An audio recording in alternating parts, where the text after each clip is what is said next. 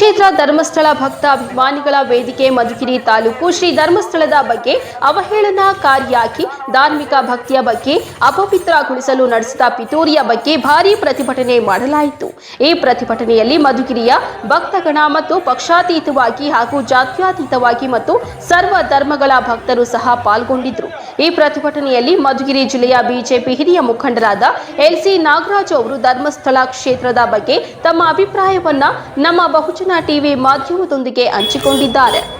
Sir ನಮಸ್ತೆ. ಇವತ್ತೆಲ್ಲ ಪ್ರತಿಭಟನೆ ಮಾಡ್ತಾ ಇದ್ರಲ್ಲ ಧರ್ಮಸ್ಥಳದ ಪರವಾಗಿ, ತಮ್ಮ ಅಭಿಪ್ರಾಯ ಸರ್? ನಾನು ಧರ್ಮಸ್ಥಳದ ಸದ್ಭಕ್ತನಾಗಿದ್ದೇನೆ. ನಮ್ಮ ಹುಟ್ಟಿನಿಂದ ಇಲ್ಲಿಯವರೆಗೂ ಧರ್ಮಸ್ಥಳ ನಮಗೆ ಧಾರ್ಮಿಕ ಶ್ರದ್ಧಾ ಕೇಂದ್ರ, ಒಂದು ರೀತಿ ಅದೊಂದು ಆಸ್ಪತ್ರೆ. ನಮ್ಮದು ಅನೇಕ ವೈದ್ಯಕೀಯವಾಗಿ ಸವಾಲುಗಳು ಬಂದ ಸಂದರ್ಭದಲ್ಲಿ, ತಿಳುವಳಿಕೆ ಮಟ್ಟ ಕಡಿಮೆ ಇದ್ದ ಸಂದರ್ಭದಲ್ಲಿ ನಮ್ಮ ತಂದೆ ತಾಯಿ ಆ ದೇವರಿಗೆ ಅರಿಕೆ ಕಟ್ಟುವ ಮೂಲಕ ಆರೋಗ್ಯವಾಸಿ ಆಯಿತು, ನಮ್ಮ ಕಷ್ಟ ಪರಿಹಾರ ಆಯಿತು. ಇಂಥ ಭಾವನೆಗಳನ್ನು ಇಟ್ಟುಕೊಂಡು ನಮ್ಮನ್ನು ಬೆಳೆಸ್ಕೊಂಡು ಬಂತು. ಅದು ಸರಿ ತಪ್ಪು ಅನ್ನೋದು ನನ್ನ ವಿಮರ್ಶೆ ಮತ್ತು ಚರ್ಚೆ ಇಲ್ಲ. ಅಂಥ ಒಂದು ಪವಿತ್ರವಾದ ಶ್ರದ್ಧಾ ಕೇಂದ್ರದ ಬಗ್ಗೆ ಇವತ್ತು ಏನು ತಾಲೂಕಿನ ಎಲ್ಲ ಸದ್ಭಕ್ತರು ಈ ಒಂದು ಶಾಂತಿಯುತವಾದ ಗೌರವಪೂರ್ವಕವಾದ ಒಂದು ಯಾತ್ರೆಯನ್ನು ಇವತ್ತು ಎಲ್ಲ ಬೀದಿಗಳ ಮೂಲಕ ಇಲ್ಲಿ ಉಪವಿಭಾಗಾಧಿಕಾರಿಗಳ ಕಚೇರಿ ಮುಂದೆ ನಾವೆಲ್ಲ ಸೇರಿದ್ದೇವೆ.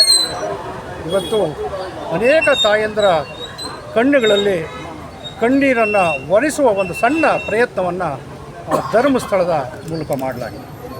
ನಾನು ಧರ್ಮಸ್ಥಳದ ಬಗ್ಗೆ ಮತ್ತು ಮಂಜುನಾಥರ ಬಗ್ಗೆ ಭಾಳ ಗೌರವವನ್ನು ಇಟ್ಕೊಂಡಿದ್ದೆ.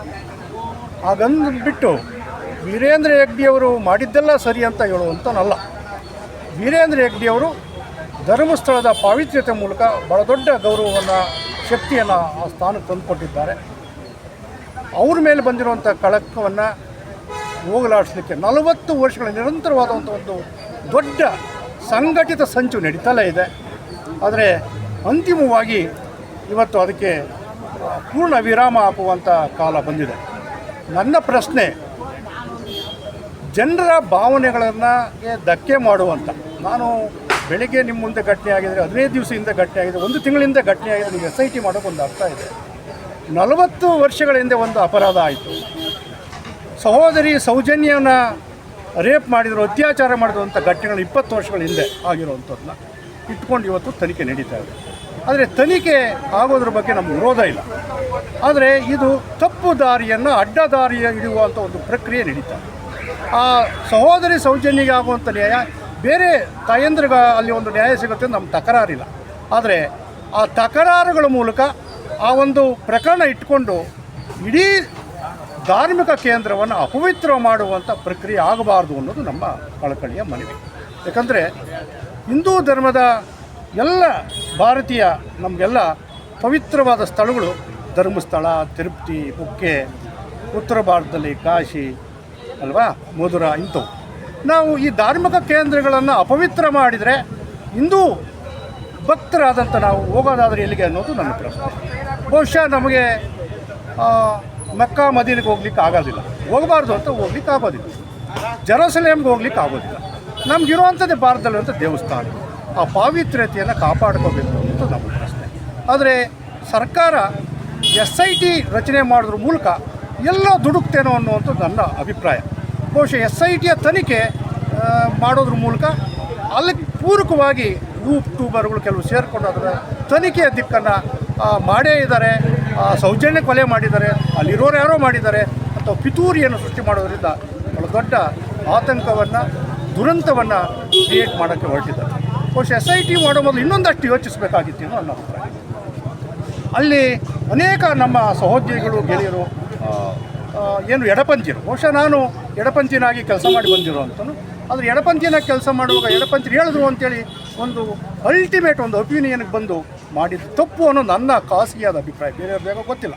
ಬಹುಶಃ ಅದನ್ನು ಮಾಡೋ ಮೊದಲು ಪೂರ್ವಾಪರ ವಿಮರ್ಶೆ ಮಾಡಬೇಕು. ಅದಕ್ಕೊಂದು ಒಂದು ವಿಶೇಷವಾದ ಒಂದು ಸ್ಥಳ ಪರಿಶೀಲನೆ ಮಾಡಬೇಕಾಗಿತ್ತು.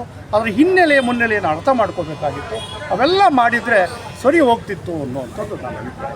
ಬಹುಶಃ SIT ನೇಮಕ ಮಾಡಿ ಜನರ ಭಾವನೆಗಳಿಗೆ ಧಕ್ಕೆ ಮಾಡುವಂಥ ಕಡೆ ಯಾರೋ ಒಬ್ಬ ಅನಾಮಧೇಯ ಸಿಕ್ಕಿದ ಕಡೆ ಎಲ್ಲ ಗುಂಡಿ ಹಾಕ್ಸೋದ್ರ ಮೂಲಕ ನ್ಯಾಯವನ್ನು ಹೊರಗೆ ತರ್ತೀವಿ ಅನ್ನುವಂಥದ್ರ ಮೂಲಕ ಇವತ್ತು ಧರ್ಮಸ್ಥಳಕ್ಕೆ ನಾವೇನು ಗೌರವವನ್ನು, ಪ್ರೀತಿಯನ್ನು, ಭಾವನೆಗಳನ್ನು, ಶ್ರದ್ಧೆಯನ್ನು ಇಟ್ಕೊಂಡಿದ್ವಿ ಅದನ್ನು ಧ್ವಂಸ ಮಾಡುವ ಕಡೆ ಅವರು ಕರ್ಕೊಂಡು ಹೋಗ್ತಿದ್ದಾರೆ. ಆ ಕಾರಣಕ್ಕಾಗಿ ಬಹುಶಃ ಸರ್ಕಾರವನ್ನು ಎಲ್ಲೋ ಎಡವುತು ಅನ್ನೋದು ನನ್ನ ಖಾಸಗಿಯಾದ ಅಭಿಪ್ರಾಯ. ಆದರೆ ಆ ತನಿಖೆಯ ದಿಕ್ಕು ಸರಿಯಾಗನ್ನು ಹೋಗ್ತಾ ಇದೆಯಂದರೆ ತನಿಖೆಯ ದಿಕ್ಕು ಸರಿಯಾಗಿ ಹೋಗ್ತಾ ಇದೆ. ಆ ಕಾರಣಕ್ಕಾಗಿ ಇಡೀ ಧರ್ಮಸ್ಥಳದ ಎಲ್ಲ ಸದ್ಭಕ್ತರ ಪರವಾಗಿ ಮತ್ತು ಹಿಂದೂ ಧರ್ಮದ ಹಿಂದೂ ಯುವಕನಾಗಿ ಅದನ್ನು ನಾನು ಖಂಡಿಸ್ತೇನೆ. ಅದನ್ನು ನಾನು ವಿರೋಧ ಮಾಡ್ತೇನೆ. ಅದಕ್ಕೊಂದು ನ್ಯಾಯ ಸಿಕ್ಕಬೇಕು. ಈ ರೀತಿಯ ಅಪಪ್ರಚಾರವನ್ನು, ಧರ್ಮಕ್ಕೆ ಆಗುವಂಥ ಅಪಪ್ರಚಾರವನ್ನು ಯಾವತ್ತೂ ನಾವು ಅದನ್ನು ಒಪ್ಪೋದಿಲ್ಲ, ನಾವು ತಡೆಯೋದಿಲ್ಲ ಅನ್ನೋಂಥ ಮಾತನ್ನು ಇವತ್ತು ನಮ್ಮೆಲ್ಲ ತಾಲೂಕಿನ ಎಲ್ಲ ಬಂಧುಗಳ ಪರವಾಗಿ ನಾನು ಮಾತಾಡೋಕ್ಕೆ ಇಷ್ಟಪಡ್ತೀನಿ. ಧನ್ಯವಾದಗಳು ಸರ್.